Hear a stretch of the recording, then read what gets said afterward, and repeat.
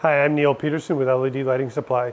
Today I'm going to be speaking about replacing a 400 watt metal halide high bay. There are really two options. One is a linear fixture, one is a UFO high bay fixture. In the linear space, if you need a fixture that's IP65 or above, we have that. If it doesn't matter, we have our standard traditional linear fixture. In a UFO, you really get down to color, model, what options you need to help us select the right one. What you're usually looking for is anywhere from 14,000 to 30,000 lumens to replace your 400 watt metal halide high bay.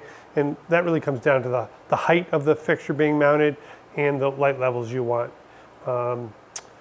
This fixture would be a 120 watt, 150 watt, or 200 watt.